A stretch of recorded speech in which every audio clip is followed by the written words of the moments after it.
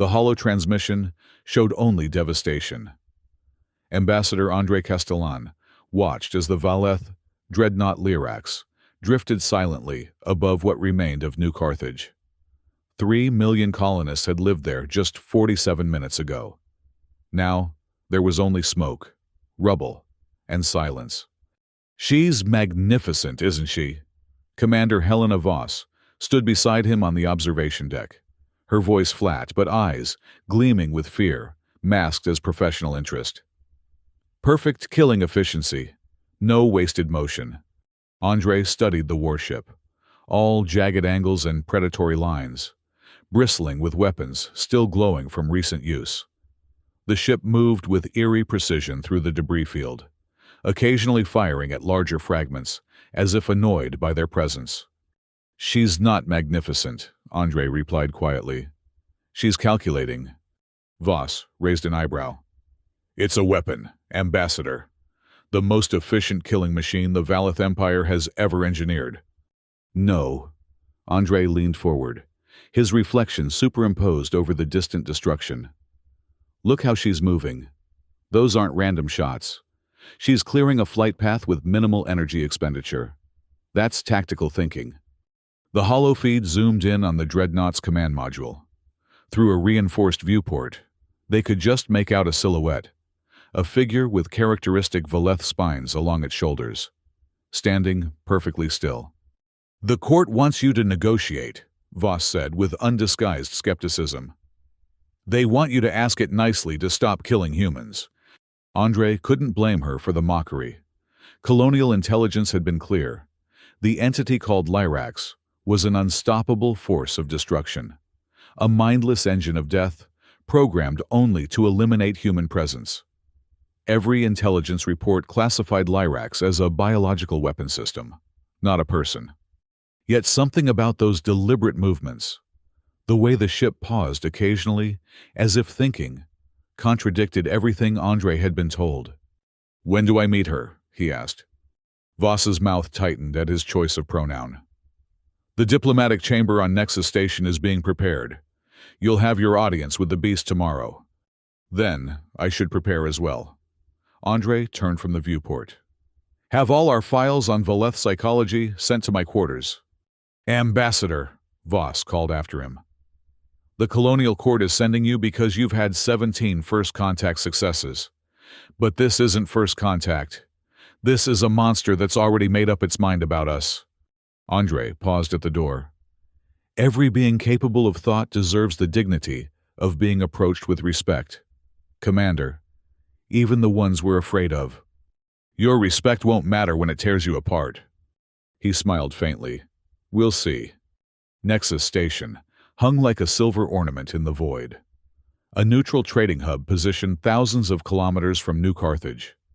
Its diplomatic module had hosted hundreds of interspecies negotiations, but never one quite like this. Andre entered the circular chamber alone, against every security protocol. He'd spent the night studying everything known about Valeth biology and psychology. Most importantly, he'd made a request that had horrified the station's security team. The observation gallery would be empty, and all recording devices disabled. "If she feels observed," Andre had explained, "she'll be defensive. This needs to be private." The chamber doors slid open with a soft hiss, revealing his counterpart. Lyrax stood nearly 8 feet tall, her segmented exoskeleton gleaming obsidian in the subdued lighting. Curved spines rose from her shoulders and forearms, wickedly sharp. Her face was a nightmare of angles, a predator's design with 4 amber eyes, arranged in a diamond pattern. But it was her hands that drew Andre's attention, massive, 6-fingered appendages ending in retractable claws that could slice through battle armor.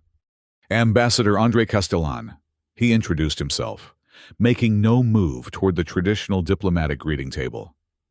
"I represent the Colonial Court." Lyrax's upper eyes narrowed, while the lower pair tracked his every movement. When she spoke, her voice was surprisingly melodic, despite the clicking undertone of Valeth physiology. "You are alone. It wasn't a question." "Yes." Unwise. Andre inclined his head. Perhaps, but necessary if we're to have an honest conversation. Lyrax moved with startling speed, covering half the distance between them in a heartbeat.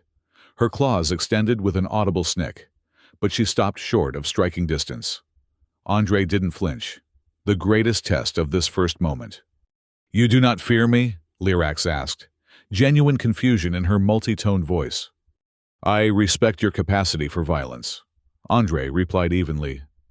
"That's different from fear." Lyrax's head tilted, an eerily avian gesture. Her claws retracted slowly. "The others called me beast and monster. You use pronouns reserved for persons."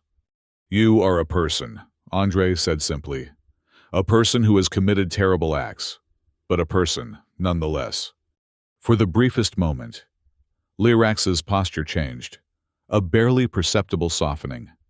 Then she whirled away, spines flaring defensively. "What do you want, Ambassador?" "To understand why 3 million colonists had to die." Lyrax's back stiffened. "They were an infestation on Valeth territory. New Carthage was established under the Proxima Accords, which the Valeth Empire signed. Agreements change." Andre took a calculated risk. "May I?" He gestured toward a small case he'd brought with him. Lyrax nodded once, sharply. From the case, Andre withdrew an antique wooden chess set. He began arranging the pieces on the central table. "What is this primitive device?" Lyrax asked. But her tone betrayed curiosity beneath the disdain. "A game of strategy from my world. Each piece moves differently. The goal is to trap your opponent's king while protecting your own." He finished, setting up the board. "Would you care to learn?" Lyrax stared at the board for a long moment, then at Andre. "This is your negotiation technique, games?" "This is my attempt to know you better," Andre replied. "You're a strategist. I can see it in how you move, how you manage space. I thought you might appreciate this." Another long pause. Then, Lyrax approached the table. Her massive frame dwarfed the delicate chair, but she lowered herself with surprising grace. "Explain the rules," she commanded. For 3 hours, they played in near silence. Lyrax learned with astonishing speed, grasping complex strategies by the second game. Her moves were bold, aggressive, but never reckless. By their third match, Andre found himself genuinely challenged. "Checkmate," Lyrax announced, her claw delicately tipping over Andre's king. "Excellent," he said sincerely. "You're a natural strategist. The principles are simple. Control the center, protect valuable pieces, sacrifice the expendable." Andre nodded, resetting the board. "And who determines what is expendable?" Lyrax. The Valeth went still. "Efficiency determines worth." "Is that why New Carthage had to be destroyed? For efficiency?" Lyrax's claws extended slightly, then retracted. "The colony refused evacuation. They were warned. They had legal right to remain under the Accords. Then they died legally." Lyrax rose abruptly. "This meeting is concluded." Andre remained seated. "Would you be willing to meet again tomorrow?" Lyrax paused at the door, her back to him. "Why?" "Because I don't believe you're as certain about New Carthage as you claim to be." The Valeth turned, her amber eyes glowing fiercely. "You know nothing of me, human. I know you're an exceptional chess player after just 3 games. I know you're capable of restraint, evidenced by the fact I'm still alive. And I know something troubles you about what happened at New Carthage." "How could you possibly—" "You haven't looked at the holofeeds of the destruction once since entering this room," Andre said softly. "Not once. If you were truly proud of that victory, wouldn't you want to see it?" Lyrax's spines flattened against her body, a sign of discomfort Andre had read about in his research. "Tomorrow," she said finally. "Same time." She was gone before he could respond. Commander Voss was waiting outside, her face tight with tension. "You're still alive." "Disappointed?" Andre asked mildly. "Surprised? What did the monster want?" Andre corrected her gently. Her name is Lyrax, and mostly, she wanted to play chess. Chess? Voss's expression hardened further. While you were playing games, we received reports of another colony under threat. The beast is moving to the Procyon system next. Then we don't have much time. Andre started walking toward his quarters. I need to prepare for tomorrow. Prepare what? More games? Voss's voice rose in frustration. This isn't one of your academic exercises. Ambassador, real lives are at stake. Andre stopped, turning to face her fully. Commander, every diplomatic interaction I've ever had begins the same way, by establishing trust and understanding. Lyrax is intelligent, calculating, and something about New Carthage is bothering her. I intend to find out what... Voss stepped closer, lowering her voice. The colonial court wants results, not psychological profiles. Either you convince it to stop the attacks, or we launch a full military response. Which would result in how many more deaths? Andre asked quietly. Voss had no answer for that. The second day's meeting began much like the first, except Lyrax arrived to find the chessboard already set up. Without preamble, she took her seat across from Andre. White moves first, she stated, demonstrating her quick grasp of the rules. Actually, Andre said, I thought we might try something different today. He rotated the board. You take white? Lyrax's eyes narrowed suspiciously. Why? Because how one begins reveals much about character.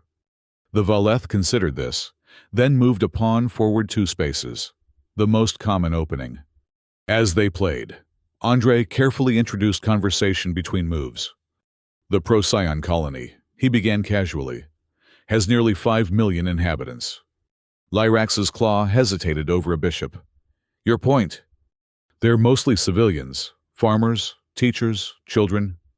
Irrelevant. The territory was claimed by the Valeth Empire. After the accords were signed, Andre noted, moving his knight. Lyrax captured one of his pawns with unnecessary force. Empires expand. It is the nature of power. Even at the cost of innocent lives?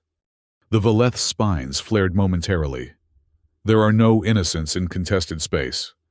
Even children? Lyrax's hand froze mid-move. For several seconds, she remained perfectly still, as if processing an internal error. Children, she repeated, her voice suddenly lacking its usual sharpness. Andre watched her carefully. Yes, nearly 2 million children in the Procyon colony. Lyrax abruptly stood, toppling several chess pieces. This conversation is a waste of time. But instead of leaving, she began pacing the chamber, her movements agitated. Lyrax, Andre said gently, what happens if you choose not to attack Procyon? The Valeth whirled on him. Choose? There is no choice. There is only the mission. Who gave you this mission? The Empire requires... Lyrax stopped mid-sentence, her 4 eyes blinking in rapid sequence. I serve the Empire's interests. And are the Empire's interests served by killing children? Andre pressed. Lyrax slammed a clawed hand on the table, splintering the wood. Stop speaking of children! Andre didn't recoil. Why does that word disturb you? It doesn't. Then, why are your spines fully extended? Why is your respiratory rate elevated? These are Valeth stress responses. Lyrax. You know nothing of my physiology, she hissed. Actually, I spent all night studying it, Andre replied calmly. Just as I've studied your tactics at New Carthage. Precision strikes against military installations first, power stations second, civilian centers last, almost as if giving them time to evacuate. Lyrax's breathing grew more ragged. Tactical necessity. Or reluctance, Andre suggested quietly. With frightening speed, Lyrax crossed the room and lifted Andre by his throat, claws pricking his skin. You think you understand me, human. You think one day of research and a game of strategy gives you insight into what I am. Despite the danger, Andre maintained eye contact with all 4 of her eyes. His voice strained but steady. I think something inside you is fighting against what you've been ordered to do. A drop of blood trickled down his neck where her claw had pierced the skin. Lyrax stared at it, then abruptly released him. Andre stumbled but kept his feet. Tomorrow, Lyrax said, backing toward the door. One more meeting. Then I must proceed to Procyon. After she left, Andre touched his neck, his fingers coming away red. Not enough to be dangerous, but a clear warning. Still, he'd seen something crucial. Hesitation where there should have been only deadly purpose. That night, as Andre reviewed his notes, a priority message arrived from Dr. Alina Rash, the xenopsychologist who had been consulting on the negotiations. I've received something you need to see.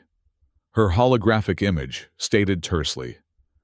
Classified Valeth personnel records, smuggled out by our intelligence network.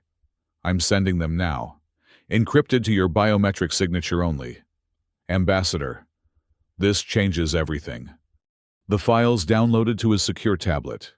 As Andre read, his expression shifted from concentration to shock, then to profound sadness. On the third day, Lyrax appeared more controlled, her movements precise and her manner distant. The chessboard remained untouched as she took a seat across from Andre. You're injured, she observed, noting the small bandage on his neck. It's nothing, Andre replied. I could have killed you yesterday. But you didn't. Lyrax's eyes focused on him with predatory intensity. Why do you continue this charade, Ambassador? You cannot stop what's coming. Before we discuss that, Andre said carefully, I'd like to ask you something personal. Do you have nightmares, Lyrax? The Valeth's reaction was subtle but unmistakable. A minute widening of her four eyes. A barely perceptible shift in posture. What do you know of my sleep patterns? She demanded. I know that Valeth warriors value dreamless sleep as a sign of clear conscience, and I suspect yours is far from clear. Lyrax rose slowly, her voice dangerous. You presume too much. Tell me, Andre continued, remaining seated. In these nightmares, do you see the faces of those who died on New Carthage? Do you hear children screaming? Stop this, Lyrax whispered, a tremor in her usually steady voice. Or perhaps you dream of something else. Something from before New Carthage. Before you became the weapon they made you to be. Lyrax's spines flattened completely. Not anger, but fear. What have you done? She hissed. Andre placed a small data crystal on the table between them. I received Valeth personnel files last night, from before the neural reconditioning. The Valeth stared at the crystal, as if it might attack her. Do you know who you were, Lyrax, before they turned you into this? I have always been a warrior of the Empire, she replied. But uncertainty had crept into her voice. No, Andre said gently. You were Champion Lyrax of House Kalar, the Empire's most celebrated diplomat and strategist. You negotiated the Proxima Accords, the very agreement you've now been programmed to violate. Lyrax's massive frame seemed to shrink, her shoulders hunching inward. Lies! You refused to participate in the military coup against your government. When ordered to attack civilian targets, you publicly refused. That's when they took you, Lyrax. They erased your identity and reprogrammed you to become the very thing you once fought against. No! Lyrax swept her arm across the table, sending the data crystal flying. These are human deceptions! Then why are you trembling? Andre asked softly. Lyrax looked down at her hands, which were indeed shaking uncontrollably. Her breathing had become erratic, her spines rippling with distress. She began, then clutched at her head. I remember. A chamber. Pain. Voices telling me. She snarled in frustration. Nothing. I remember nothing before the mission. Andre stood slowly, approaching her with caution. That's what they wanted. They took away your name, your history, your moral center. They left only the weapon. "Stay back," Lyrax warned, but the threat lacked conviction. "You were once the voice of peace in the Valeth Empire," Andre continued. "Your writings on interspecies cooperation were taught in academies throughout known space. I studied your treatise on diplomatic protocols when I was in training." "How could I?" Lyrax began, confusion evident in her alien features. "No Valeth would turn against the Empire. You didn't turn against the Empire. You turned against corruption and war crimes. The people who did this to you, they're the traitors to what the Valeth Empire once stood for." Something flickered in Lyrax's eyes. Recognition, perhaps, or the first stirrings of recovered memory. "I need time," she said finally, "to think." Andre nodded. "We have a day before your scheduled departure for Procyon. Will you meet me again tomorrow?" Lyrax moved toward the door, her gait unsteady. "I don't know." That night, alarms blared throughout Nexus Station. Andre was jolted from sleep by Commander Voss bursting into his quarters. "The beast is loose," she announced, face grim. "It's having some kind of fit in the diplomatic wing. Security can't get close enough to subdue it." Andre pulled on a robe. "Don't let anyone approach her. I'm coming." "Ambassador, this isn't—" "If anyone tries to harm her, they'll only make it worse. Trust me on this." The diplomatic wing was in chaos. Station security personnel had established a perimeter around the guest quarters assigned to Lyrax.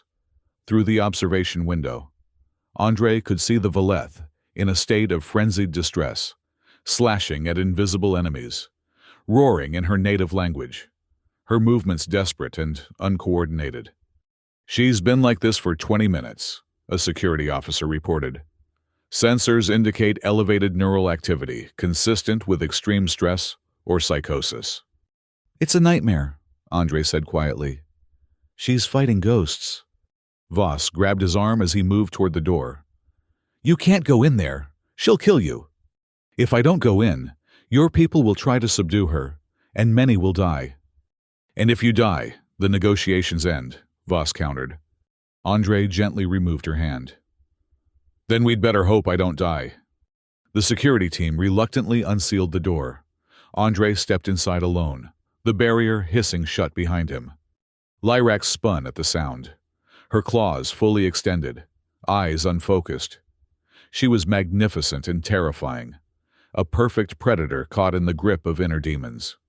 "Lyrax," Andre called softly. "It's Andre Castellan." She snarled, slashing at the air between them. "Stay back! I see what you are!" "What do you see, Lyrax?" he asked, taking a slow step forward. "Shadows. Children running. Burning." Her voice broke on the last word. "I can hear them screaming. Why can I hear them?" "Because monsters don't feel remorse," Andre said, taking another step. "But you do." Lyrax backed away until she hit the wall, her spine scraping against the metal. "What have I done?" she whispered. "Not you," Andre insisted, now close enough that her claws could reach him if she chose. "The weapon they made from you. The real Lyrax would never harm innocents." Her breathing gradually steadied, her eyes focusing on his face. "Andre? I'm here. I remembered fragments, a ceremony. I was receiving an honor for negotiating peace." "The Rigel conquered," Andre supplied. "You prevented a war that would have cost billions of lives." Lyrax slowly slid down the wall until she was sitting, her massive frame curled inward. "How did I become this?" Andre knelt before her, a dangerous position if she were to lash out. "Neural reconditioning, the most advanced form of brainwashing technology. They couldn't erase you completely. Though, your core values, your true self, it's been fighting back all along." "The nightmares," she murmured. "Your conscience trying to break through the programming?" Lyrax's claws retracted, and she looked at her hands as if seeing them for the first time. "These hands have killed thousands. These hands also once signed peace treaties," Andre reminded her. "And they can again." She raised her eyes to his. What happens now? Now we find a way to save Procyon. And then, if you're willing, we find a way to recover who you really are. For the first time since their meetings began, Lyrax's posture relaxed completely. I am willing. The next morning, Andre faced the combined fury of Commander Voss and the colonial court representatives who had arrived overnight. You've exceeded your authority, Ambassador. The court's senior delegate, a stern woman named Director Keller, informed him. These negotiations were meant to stop the attacks, not rehabilitate the enemy. Lyrax isn't the enemy, Andre insisted. She's a victim of the same people who orchestrated these attacks. A touching narrative, Voss said acidly. But it doesn't change the fact that Procyon is still under threat. The Valeth fleet continues its advance. Because Lyrax isn't the only one they've weaponized, Andre explained. She's part of a larger strategy by corrupt elements within the Valeth military. If we can help her recover fully, she could be our greatest ally against them. Dr. Alina Rash, who had arrived with the court delegation, spoke up. The ambassador's assessment aligns with my analysis of the personnel files. Champion Lyrax was indeed subjected to neural reconditioning after opposing military action against human colonies. Director Keller frowned. Even if this is true, we need immediate action to protect Procyon, not a long-term rehabilitation project. I have a proposal, Andre said. Let me take Lyrax to Kepler 442b. There's a black market arms dealer there who specializes in Valeth tech. He might have access to communications equipment that could help us contact non-corrupted elements of the Valeth government. You want to bring a Valeth war criminal to a hub of illegal weapons trading? Voss asked incredulously. I want to bring a Valeth peace advocate to a place where she might find resources to help her people, Andre corrected, and potentially save millions of lives in the process. After hours of debate, the court reluctantly agreed, with conditions. Andre and Lyrax would travel to Kepler 442b on a small diplomatic vessel, accompanied by a minimal security team. They would have 3 days to make contact with potential Valeth allies before the colonial military would proceed with its defensive plans for Procyon. As they prepared to depart, Dr. Rash approached Andre privately. I've been reviewing the neural reconditioning protocols mentioned in the files, she said in a low voice. If they've done what I think they've done to her mind, recovery won't be easy. She may experience violent episodes as memories return. I'm prepared for that, Andre assured her. Rash studied him intently. You've become personally invested in her rehabilitation. I've become invested in preventing unnecessary death, he corrected. Lyrax represents our best chance at peace. Just be careful, Rash warned. The person she was and the weapon they made her into. They're still battling for control. Don't forget which one has the claws. Kepler 442b orbited a red dwarf star in a system far from established trade routes. Its single sprawling settlement was a haven for smugglers, pirates, and anyone seeking to avoid official attention. The spaceport buzzed with activity as vessels of dozens of different designs arrived and departed without the burden of regulation. Andre and Lyrax, disguised in hooded travelers' cloaks, moved through the crowded marketplace. Despite her imposing height, Lyrax attracted little attention. Kepler 442b hosted enough non-human species that one more tall figure barely registered. The arms dealer is called Zarian, Andre explained quietly. He specializes in Valeth military tech, often stolen or illegally salvaged. How do you know such a person? Lyrax asked. Her voice kept low.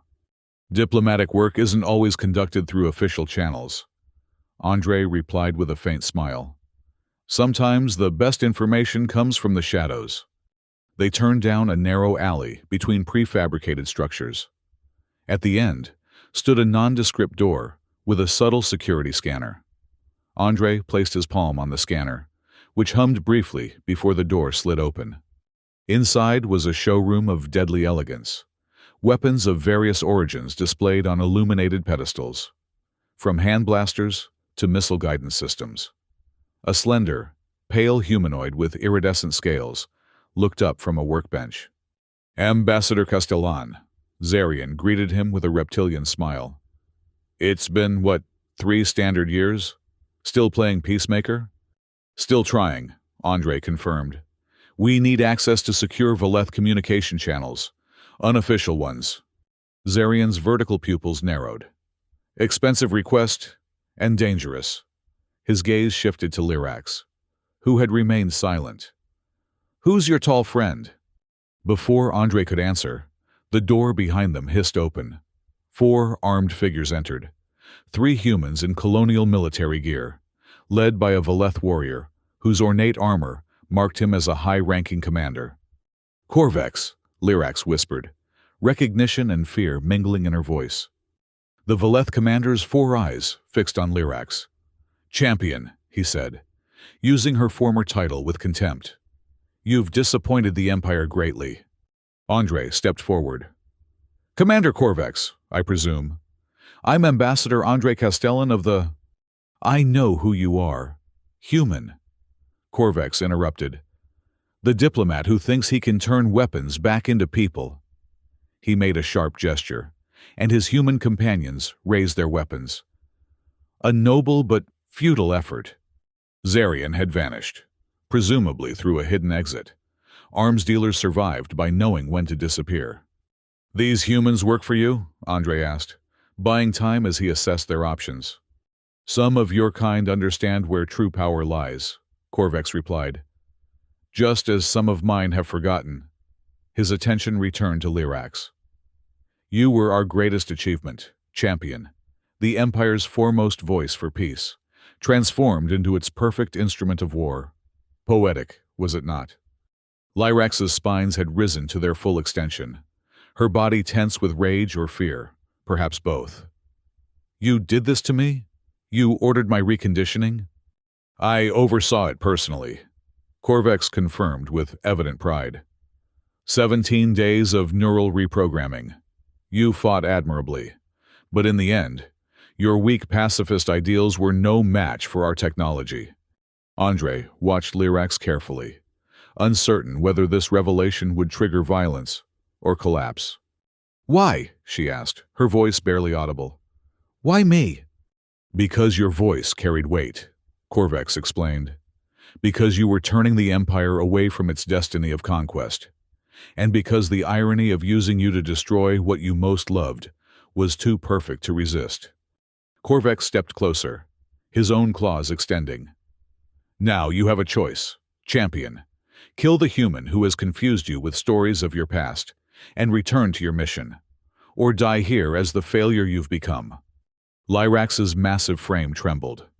Andre could almost see the war raging within her, the programmed weapon versus the emerging person. "Lyrax," he said softly, "remember who you are." For one terrible moment, Lyrax's claws extended fully, her muscles tensing as if to strike. Andre held his ground, maintaining eye contact, refusing to show fear. Then, with blinding speed, Lyrax spun, not toward Andre, but toward a fuel cell container behind Corvex. Her claw slashed through the reinforced casing, causing an immediate chemical reaction that filled the room with dense, caustic smoke. "Run!" she shouted, grabbing Andre's arm and pulling him toward a maintenance corridor Zarian had obviously used to escape. Weapons fire erupted behind them, energy bolts sizzling past as they fled through the narrow passage. They emerged into a service area behind the marketplace, alarms blaring throughout the settlement. "We need a ship!" Andre gasped as they ran. "There." Lyrax pointed toward a small, battered cargo vessel with its loading ramp down. "The Lucky Strike, minimal security, prepped for rapid departure." They sprinted across the landing pad, drawing fire from pursuing security forces. Lyrax practically threw Andre up the ramp before leaping aboard herself and slamming the emergency closure control. The ship's systems were standard enough for Andre to initiate launch sequences while Lyrax secured the hatch. Within moments, they were airborne, climbing rapidly through Kepler 442b's thin atmosphere. "They'll pursue," Lyrax warned, taking the pilot's seat with practiced ease. "Corvex won't let me escape again." "Where can we go?" Andre asked, strapping himself into the co-pilot's position. Lyrax's hands moved across the controls with surprising dexterity, despite their size. "The Helix Nebula. It's nearby, and its radiation will mask our signature." "Isn't the Helix dangerously radioactive?" "Yes," she confirmed grimly. "But I know paths through it. At least, I think I do." The ship shuddered as they broke orbit, immediately detecting multiple pursuit craft on long-range scanners. "Colonial military vessels," Andre observed with dismay. "Corvex must have arranged official backing." "Hold on," Lyrax warned, engaging the main thrusters at full capacity. The Lucky Strike wasn't designed for combat maneuvers, but in Lyrax's hands, it danced through space with surprising agility. She executed a complex series of turns and accelerations that gradually increased the distance between them and their pursuers. "You fly like you play chess," Andre noted, impressed despite their perilous situation. "Tactical thinking," Lyrax replied, echoing his words from days earlier. It seems some skills remained despite the reconditioning. As they approached the swirling colors of the Helix Nebula, their pursuers launched a volley of warning shots that flashed past the viewports. "They won't fire directly on us," Andre said. "They want you alive." "They want the weapon alive," Lyrax corrected, her voice hollow. "The person they've already tried to kill." With a final burst of acceleration, they plunged into the nebula's outer layers. Immediately, their sensors began to malfunction, the ship's radiation shields straining against the intense emissions. "I need to concentrate," Lyrax said. Her four eyes narrowed in focus. "There's a path through here, a corridor of relatively stable space." Andre watched in silence as she navigated by some combination of instinct and recovered memory, guiding the ship deeper into the multicolored chaos. After nearly an hour of tense flying, the sensors indicated their pursuers had turned back, unwilling to risk the nebula's dangers. "We're safe, for now," Lyrax announced, engaging the autopilot along their current trajectory. She leaned back in the pilot's seat, suddenly looking exhausted. "Corvex confirmed everything you told me. They took my mind, my identity, made me kill innocents. But they couldn't erase you completely." Andre pointed out. "When it mattered most, you chose not to harm me. You chose freedom." Lyrax's amber eyes studied him with new intensity. "Why did you believe in me when everyone else saw only a monster?" Andre considered the question carefully. "Because I've spent my career looking beyond appearances, beyond propaganda, beyond fear, and because from our first meeting, I saw the conflict within you, the weapon fighting against the person."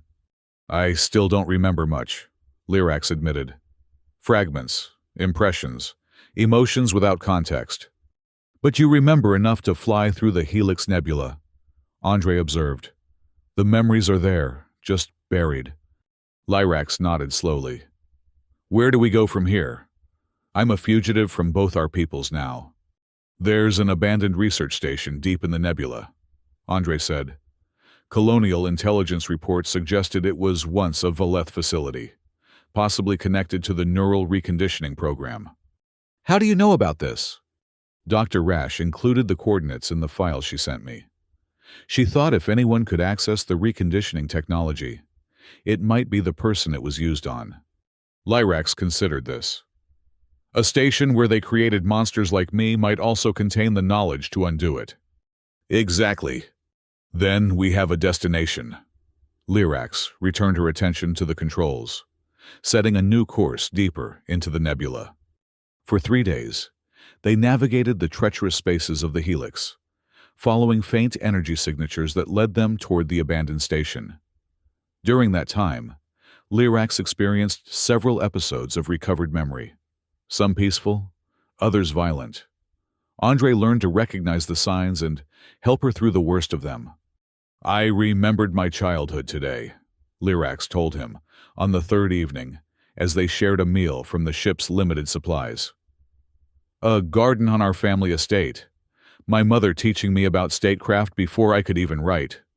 House Kalar was influential in Valeth politics for generations, Andre said, recalling details from the personnel files. Yes, we were advisors, diplomats, strategists, never warriors. She flexed her clawed hands.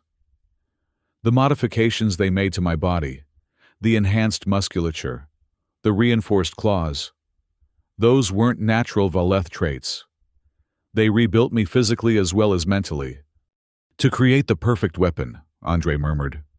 A weapon pointed at what I most valued. Peaceful coexistence. Lyrax's voice hardened. Corvex and his allies didn't just want to silence me. They wanted to corrupt everything I stood for. A powerful symbol, Andre agreed. The peace advocate transformed into an instrument of war. And now? Lyrax asked quietly. What symbol am I now? Andre met her gaze steadily. Hope. Proof that even the most thorough conditioning can be overcome. That identity can't be completely erased. For the first time since he'd met her, Lyrax's expression softened into something resembling a smile. A peculiar arrangement of Valeth features, but unmistakable nonetheless. Thank you, Andre Castellan, she said simply, for seeing me when I couldn't see myself. They found the research station on the fourth day, a dark, angular structure drifting silently in a relatively calm region of the nebula. Its exterior showed signs of hasty abandonment rather than destruction. Equipment had been removed, but the facility itself remained intact. Life support is minimal but functional, Andre reported as they docked the Lucky Strike to an external airlock. Power reserves at 17%. Enough for us to search the databases, if they're still accessible, Lyrax said, checking the atmospheric readings. Breathable air, but cold. The heating systems are inactive. They entered the station cautiously, Lyrax leading with her superior night vision. The corridors were narrow by Valeth standards, forcing her to duck frequently as they progressed deeper into the facility. This way, she said suddenly, turning down a side passage. I remember this place. Andre followed, noting her increasing agitation. You've been here before? Yes. Her voice was tight with emotion. This is where they brought me after my arrest, where they unmade me. The passage opened into a large, circular chamber, dominated by a central apparatus, a chair-like structure surrounded by neural interface equipment. The room's design focused inward, like a theater where the chair was the stage. Lyrax stopped at the threshold, her massive frame trembling visibly. I can go in alone, Andre offered, understanding her reaction. No, she steadied herself. I need to face this. They entered together, while Lyrax approached the reconditioning chair with reluctant fascination. Andre located a still functional data terminal. To his surprise, it activated at his touch. They left in a hurry, he observed. Didn't even wipe the systems. Arrogance, Lyrax replied, her claws hovering over the neural interfaces without quite touching them. They never imagined their subjects would return as anything but weapons. Andre began searching through the database, quickly finding research files on the reconditioning process. There's a lot here. Detailed protocols, subject histories, technical specifications. Any mention of reversal procedures? Lyrax asked, still studying the chair. Nothing explicit, but... Andre continued scanning. Wait. There are notes about countermeasure development. Apparently some researchers were concerned about the ethical implications and developed theoretical approaches to undo the conditioning. They're incomplete, but it's something. Lyrax finally turned away from the chair to join him at the terminal. Show me! For hours, they pored over the technical data, piecing together what they could of the countermeasure theories. Lyrax, despite her fragmented memories, demonstrated a surprising aptitude for neurological science. The reconditioning works in layers, she explained, as they developed their understanding. First, they suppress autobiographical memory. Then, they implant new behavioral imperatives. Finally, they establish pain response barriers to prevent questioning of those imperatives. But your autobiographical memory has been returning naturally, Andre pointed out. Yes, the suppression weakens over time, especially when confronted with familiar stimuli. Lyrax highlighted a section of technical data. According to this, the key vulnerability is in the pain response system. If we can neutralize that, the implanted imperatives lose their enforcement mechanism. Can we do that here, now? Lyrax studied the equipment around them. Some components are missing, but enough remains. With modifications to the neural interface and a carefully calibrated program. She looked at Andre, determination evident in her alien features. Yes, I believe we can. It could be dangerous, Andre cautioned. We'd be experimenting with your mind. My mind has already been the subject of experimentation, Lyrax replied grimly. At least this time. I choose it freely. Over the next several days, they worked tirelessly to modify the equipment according to the countermeasure theories. Lyrax's episodes of recovered memory became more frequent, sometimes debilitating, but each one seemed to restore another piece of her original identity.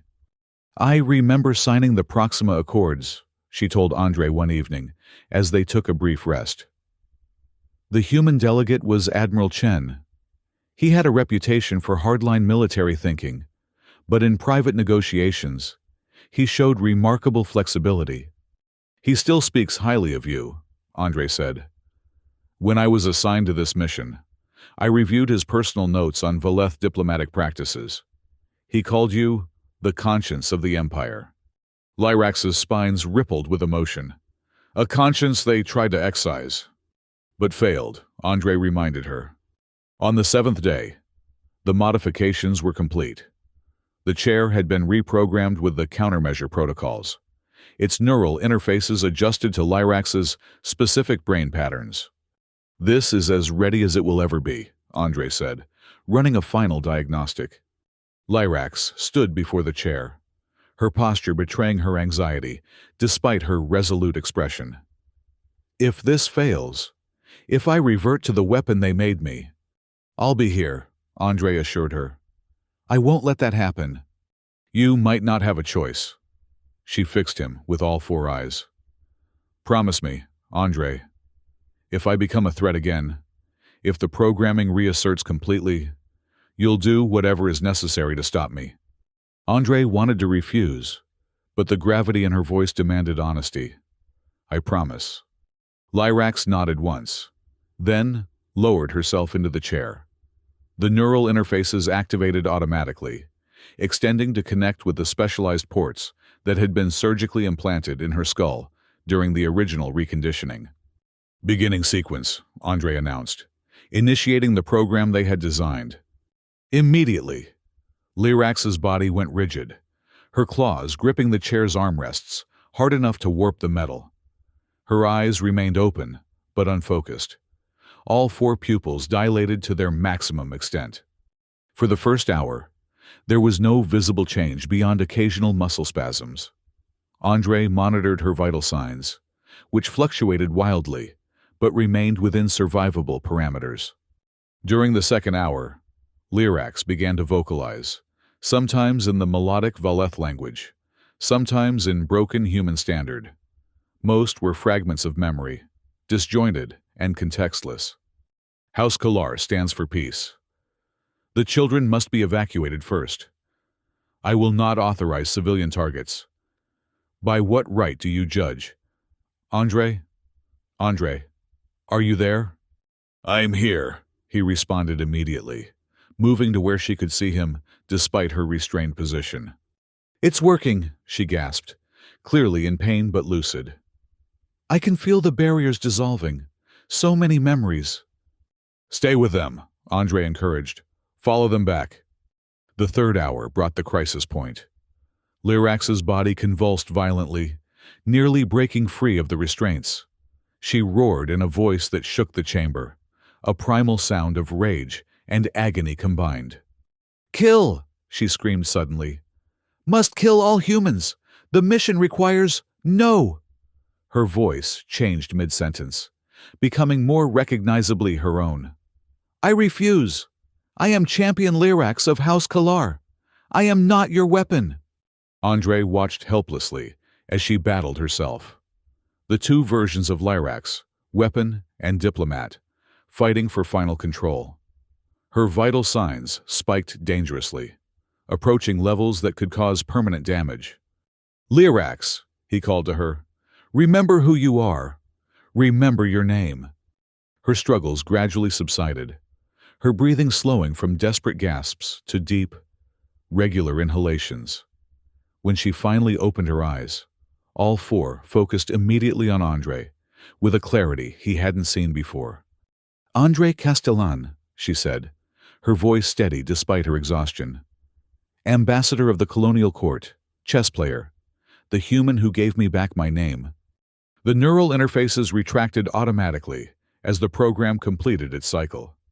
Andre quickly released the restraints, helping Lyrax to sit upright. "How do you feel?" he asked, scanning her vital signs as they stabilized. "Whole," she replied simply.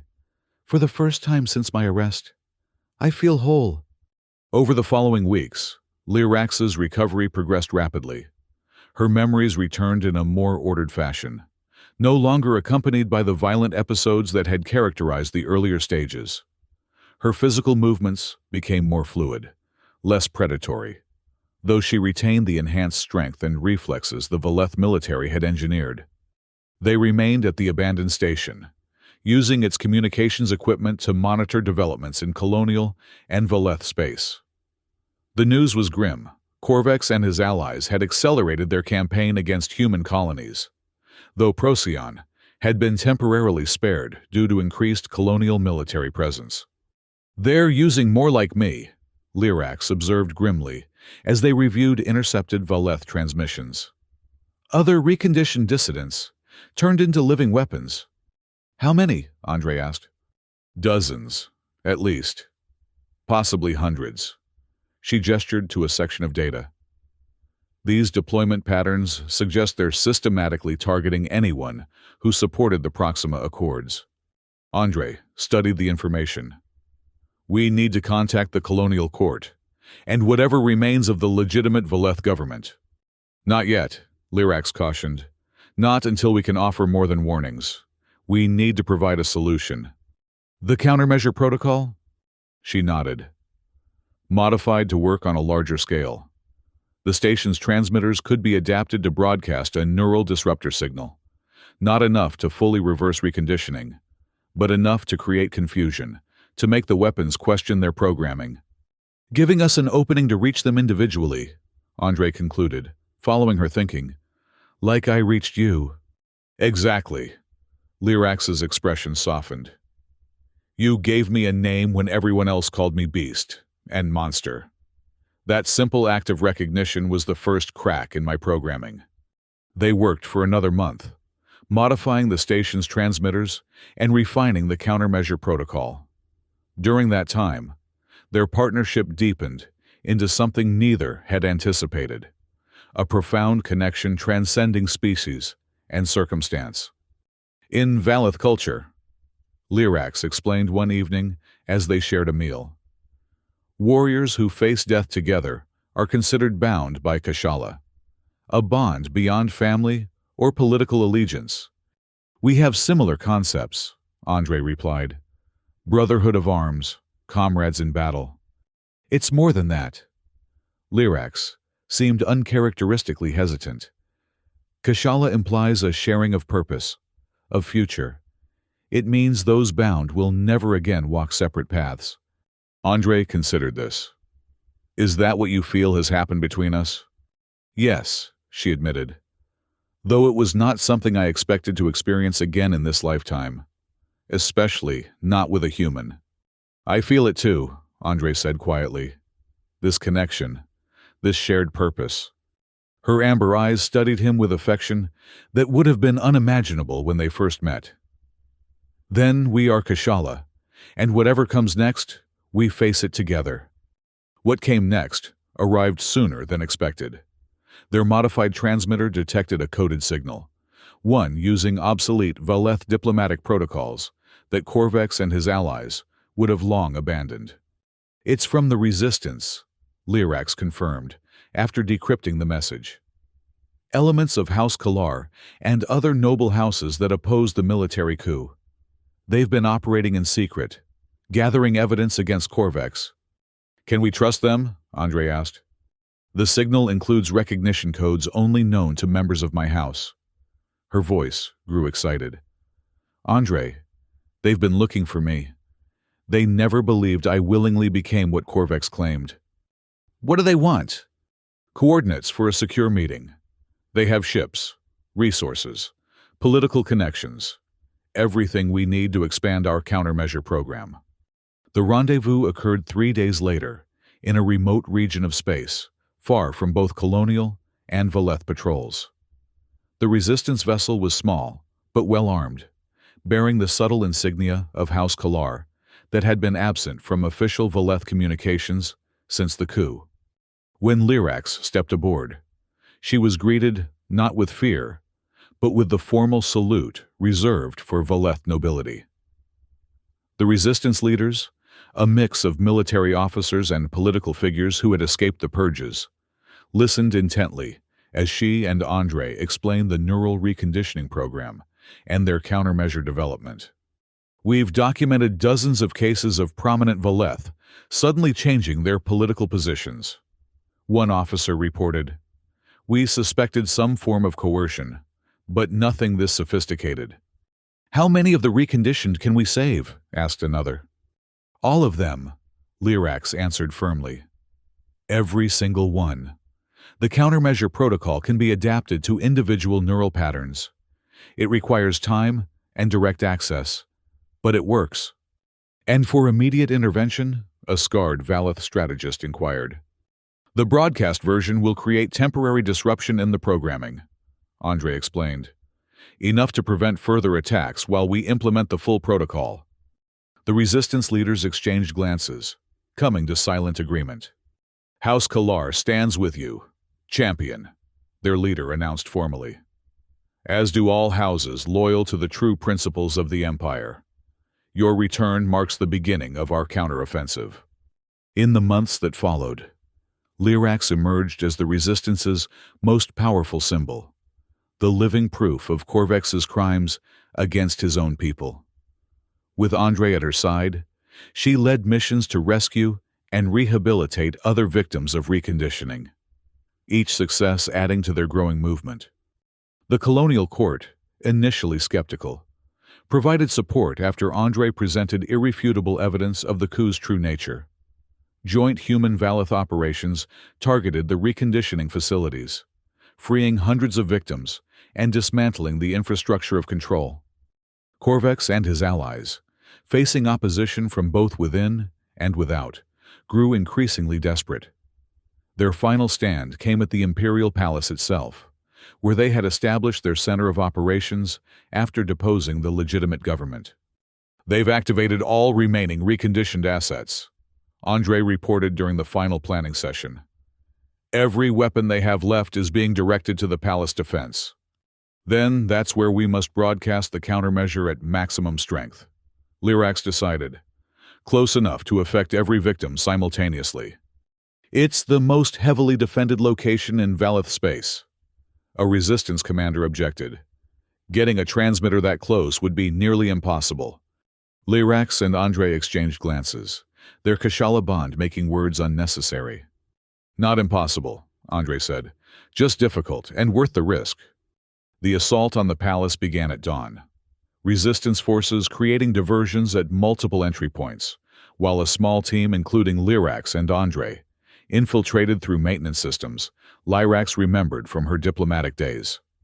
They reached the central communication hub after hours of careful progress, engaging in brief but intense combat with palace guards along the way. Andre had become surprisingly proficient with Valeth weaponry, while Lyrax had refined her natural combat abilities with strategic precision. As Andre set up the portable transmitter, Lyrax stood guard, her enhanced senses alert for approaching threats. 2 minutes to broadcast, Andre announced, making final adjustments. Once this activates, every reconditioned Valeth within range will experience temporary disorientation. We'll have a short window to secure the palace before Corvex can regroup. He'll come himself, Lyrax predicted grimly, when he realizes what we're doing, as if summoned by her words.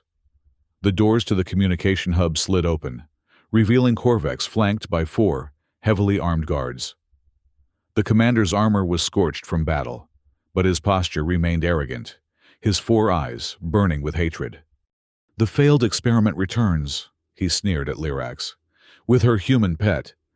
Lyrax stepped forward, positioning herself between Corvex and Andre. "It's over, Commander. Your reconditioning program is exposed. The legitimate government is being reinstated even as we speak." "Nothing is over while I still command the Empire's deadliest weapons," Corvex countered, signaling his guards to spread out. "Including you, champion. Whatever countermeasure you've developed, it cannot erase what I've made you. The killer instinct. The taste for blood." "You're right," Lyrax acknowledged calmly. "Those things will always be part of me now. But they don't define me. My choices do." Corvex's laugh was harsh. "Noble sentiments. Let's test them." He drew his sidearm with lightning speed, aiming not at Lyrax but at Andre. "Choose, champion, your human friend, or your precious principles." For a heartbeat, the room was absolutely still. Then Lyrax moved, a blur of controlled violence that ended with Corvex pinned against a wall, her claw at his throat. "I choose both," she said softly. "The human who reminded me of my name, and the principles that make that name worth bearing." Behind them, the transmitter activated, flooding the palace with the countermeasure signal. Throughout the complex, reconditioned Valeth warriors suddenly stopped fighting. Their programmed imperatives momentarily scrambled. "You've lost, Corvex," Andre said, approaching with a restraint device. "Your weapons have been turned back into people, and people can choose." The aftermath of what became known as the Palace Revolution transformed both Valeth society and human Valeth relations. The legitimate government, restored under a coalition of noble houses, with House Kalar prominently represented, recommitted to the Proxima Accords and established new protections against mental manipulation technologies.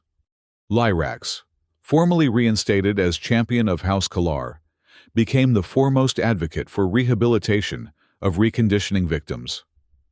The protocols she and Andre had developed were refined into a comprehensive treatment program that eventually reached every affected individual. Andre was honored by both the colonial court and the Valeth Empire for his role in preventing interspecies war. When offered prestigious diplomatic posts, however, he declined in favor of continuing his work alongside Lyrax. Ambassador Castellan could serve the court from any number of distinguished positions. He explained to Director Keller during a ceremony marking the first anniversary of the Palace Revolution. "But Andre needs to remain where he can do the most good." "With her," Keller observed, watching Lyrax across the room as she conversed with a group of formerly reconditioned Valeth. "With my Kashala," Andre corrected with a smile. "We still have much to rebuild." Later that evening, Lyrax found Andre on a balcony overlooking the Imperial Gardens, now restored to their former beauty after being militarized under Corvex's regime. "Contemplating the stars, Ambassador?" she asked, joining him at the railing. "Contemplating paths," he replied. "The one that brought us here. The one ahead." A philosopher as well as a diplomat, her amber eyes regarded him warmly. "The Resistance Council has approved our proposal for a joint rehabilitation center in the Helix Nebula. Construction begins next month." "Good. There are still many who need help finding their way back to themselves." Lyrax's massive hand gently covered his on the railing, a gesture that had once seemed impossible, given their physiological differences, now as natural as breathing. "You gave me back my name when everyone else saw only a beast," she said softly. "Now we can do the same for others." Andre turned his hand to clasp hers, their fingers interlocking despite their different numbers and proportions. Not just their names, their futures. Above them, stars glittered like promises in the velvet darkness, each one a potential home, a potential battlefield, or perhaps something new entirely. For the Kashala-bound diplomat and the once fearsome beast who had reclaimed her name, the choice of which they would become remained, as always, theirs to make together. Human and Valeth, bound by something stronger than fear, more enduring than hate, and more transformative than any technology of war or peace. The simple, revolutionary act of recognizing the person behind the monster and speaking their name. The beast was unstoppable until a human gave her a name.